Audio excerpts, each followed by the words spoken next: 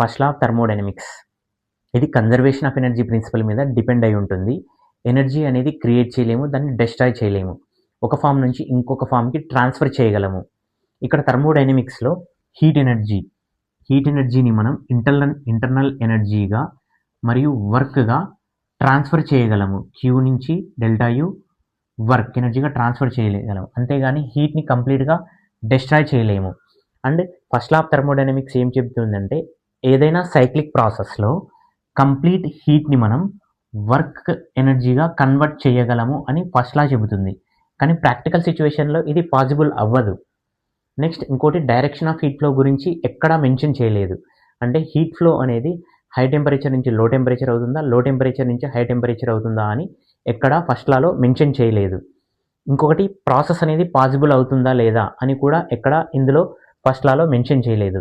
అంటే constant temperature, adiabatic, ఇవి ప్రాక్టికల్గా పాసిబుల్ అవుతాయా లేదా అని ఎక్కడా మెన్షన్ చేయలేదు. అండ్ నెక్స్ట్, హీట్ ఎనర్జీ అనేది ఎంత అమౌంట్ ఆఫ్ వర్క్ ఎనర్జీగా ట్రాన్స్ఫర్ అవుతుంది అని ఎక్కడ ఈ ఫస్ట్ లా ఆఫ్ థర్మోడైనమిక్స్లో మెన్షన్ చేయలేదు. అంటే ఎంత అమౌంట్ ఆఫ్ హీట్ అనేది వర్క్ ఎనర్జీగా కన్వర్ట్ అవుతుంది అని మెన్షన్ చేయలేదు. అందుకని నెక్స్ట్ మనం సెకండ్ లా ఆఫ్ థర్మోడైనమిక్స్ని డిరైవ్ చేసుకున్నాము.